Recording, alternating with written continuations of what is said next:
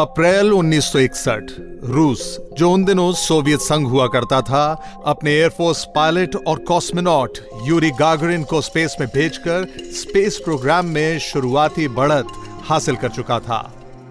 Cold war यानी शीत युद्ध का दौर चल रहा था और अमेरिका में अपने इस स्वाभाविक दुश्मन की उपलब्धि पर छाती कूटने का दौर शुरू हो गया था।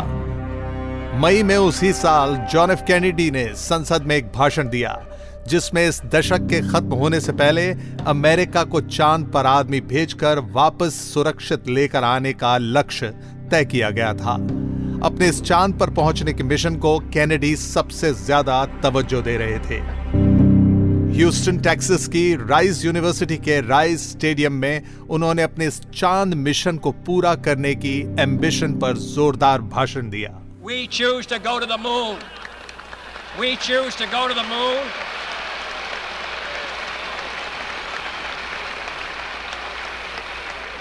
We choose to go to the moon in this decade and do the other things, not because they are easy, but because they are hard. Year shot पर आप सुन रहे हैं विश्व चर्चित हत्याएं, और मैं लेकर आया हूं आपके लिए जॉन एफ कैनेडी चैप्टर। अपने 4 साल के कार्यकाल को भी पूरा नहीं कर पाए इस दूसरे सबसे कम उम्र के प्लेबॉय छवि वाले अमेरिकी प्रेसिडेंट के आज भी लोग दीवाने हैं। चांद पर अपने देश का झंडा फहराते हुए देखने की तमन्ना पालने वाले John Fitzgerald Jack Kennedy America के सबसे लोकप्रिय राष्ट्रपतियों में से एक माने जाते रहे हैं। जॉन फिट्जगेराल्ड कैनेडी को JFK भी कहा जाता है। अमेरिका जैसे देश के मुखिया रहे कैनेडी का नाम आज भी दुनिया के चर्चित नेताओं की लिस्ट में ऊपर रखा जाता है। शीत युद्ध या कोल्ड वॉर के उस दौर में अमेरिका और सोवियत रूस के बीच पूंजीवाद यानी कैपिटलिज्म और साम्यवाद यानी कम्युनिज्म की लड़ाई चरम पर थी। दोनों देशों के अपने अपने खेमे बने हुए थे। विचारधारा से शुरू हुई इस लड़ाई ने राजनीतिक रूप ले लिया था। Father of socialism Karl Marx और father of capitalism Adam Smith के विचारों के बीच टकराव बहुत हद तक बढ़ चुका था। ऐसे वक्त में जॉन एफ कैनेडी अमेरिका के 35वें राष्ट्रपति बने थे और राष्ट्रपति के तौर पर उनका कार्यकाल सिर्फ 2 साल 10 महीने और सिर्फ 2 दिन ही रहा। लेकिन इतने ही दिनों में उन्होंने इतनी शोहरत पाई जितनी शायद ही किसी राष्ट्रपति को कभी मिली हो। जॉन एफ कैनेडी ने अपनी इस छोटी सी इनिंग्स में इतना काम कर दिया कि आज भी अमेरिका अपने इस राष्ट्रपति के तिलिस्म से आजाद नहीं हो पाया है। 22 नवंबर 1963 को CBS नेटवर्क पर न्यूज एंकर ने रुकती हुई आवाज में न्यूज ब्रेक की। From Dallas, Texas, the flash, apparently official, President Kennedy died at 1 p.m. Central Standard Time. America के इतिहास में अब तक 9 राष्ट्रपति अपना 4 साल का कार्यकाल पूरा नहीं कर पाए। इन 9 में से 4 राष्ट्रपतियों की हत्या कर दी गई थी। दुनिया जहान से तमाम शोहरत और अपनी जनता से बेइंतहा मोहब्बत पाने वाले इस राष्ट्रपति को 22 नवंबर 1963 को गोली मारकर मौत की नींद सुला दिया गया। अमेरिका के प्रमुख राजनीतिक परिवारों में शुमार कैनेडी परिवार अमेरिका के सबसे अमीर परिवारों में शामिल है और इसे शाही परिवार जैसा दर्जा मिला हुआ है। इस परिवार से जिसने भी राजनीति में कदम रखा उसे लोगों ने खूब प्यार दिया और सिर आंखों पर बैठाकर रखा। कैनेडी परिवार के मुखिया जोसेफ कैनेडी आयरिश मूल के प्रभावशाली और धनी बिजनेसमैन थे। वह अपने बच्चों को बुलंदियों पर पहुंचाना चाहते थे। इसके लिए उन्होंने अपने रसूख और पैसों का भरपूर इस्तेमाल किया था। जब कुछ शारीरिक कमियों की वजह से JFK को अमेरिका की नेवी ने रिजेक्ट कर दिया, तब उनके पिता जोसेफ कैनेडी ने ऊंचे पदों पर बैठे अपने पॉलिटिकल कनेक्शंस की मदद से उन्हें नेवी में भर्ती भी करवा दिया। हार्वर्ड से पढ़े कैनेडी ने दूसरे विश्व युद्ध में अपने देश की सेवा की। इस लड़ाई में कैनेडी ने अपनी बहादुरी से न सिर्फ मेडल जीता बल्कि अमेरिकन का दिल भी जीत लिया। उन्हें नॉन कॉम्बैट कैटेगरी में वीरता का सबसे बड़ा US navy and marine corps medal दिया गया था।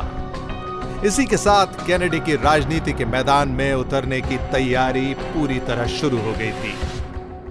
1946 1946 में जॉन एफ कैनेडी बोस्टन से यूएस हाउस ऑफ रिप्रेजेंटेटिव्स के लिए चुने गए और 1952 यानी 1952 में अमेरिकी सेनेट के लिए भी चुने गए।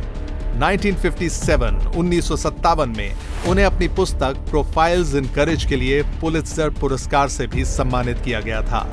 1956 में कैनेडी को एडलाई स्टीवनसन की जगह उपाध्यक्ष पद के उम्मीदवार के रूप में चुना गया था और 1960 आते आते उन्हें प्रेसिडेंसी के चुनाव के लिए नॉमिनेट किया गया।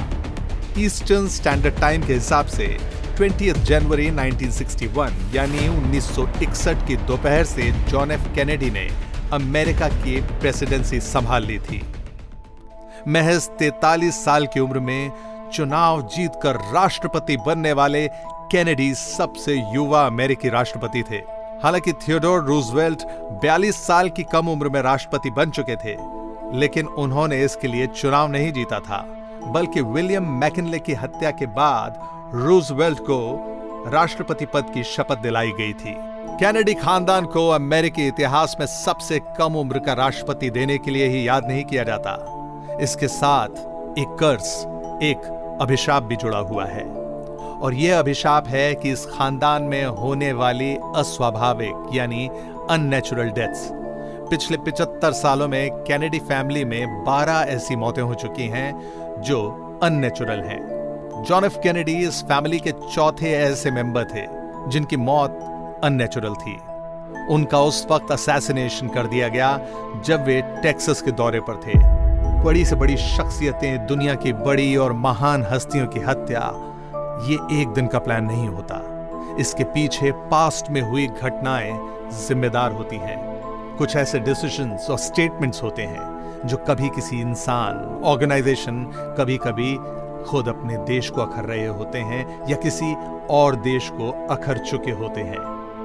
कैनेडी के साथ भी शायद ऐसा ही कुछ हुआ था। उनके उठाए गए कदमों और लिए गए फैसलों से दुनिया में बहुत से लोग नाखुश थे।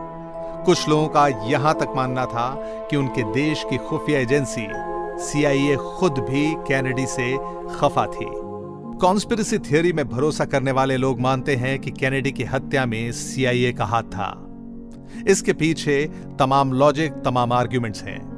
लोग कहते हैं कि क्यूबा और कम्युनिज्म को लेकर कैनेडी के रुख से CIA खुश नहीं थी और भी कई बातों को लेकर उसकी कैनेडी से असहमति थी।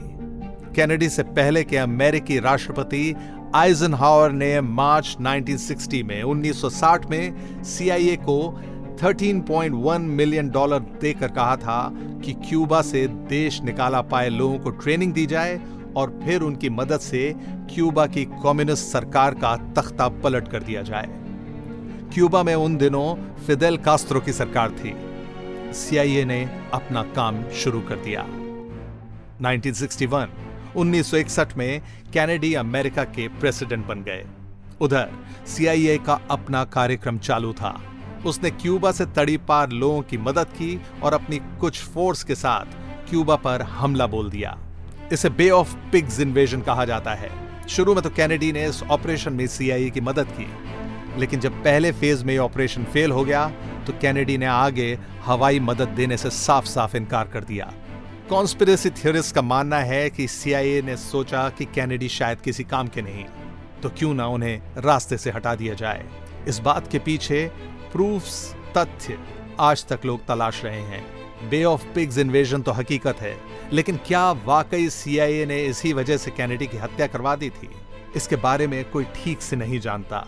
आधी शताब्दी से ज्यादा वक्त बीत चुका है और यह थ्योरी अभी तक बस कॉन्स्पिरेसी थ्योरी तक ही सीमित है। लेकिन कैनेडी के मर्डर को लेकर सिर्फ एक कॉन्स्पिरेसी थ्योरी हो, ऐसा नहीं है और बहुत सी कहानियां हैं जिन पर लोग भरोसा करते हैं। ऐसी तमाम कॉन्स्पिरेसी थ्योरीज और न जाने कितने पहलू जॉन एफ कैनेडी की हत्या से जुड़े हुए हैं। हम ऐसी तमाम कहानियां और थ्योरीज आपके सामने लेकर आएंगे विश्व चर्चित हत्याओं में सिर्फ ये शॉट पर। मैं हूं सौरभ भ्रमर। सुनना मत भूलिएगा जॉन एफ कैनेडी की हत्या का अगला एपिसोड।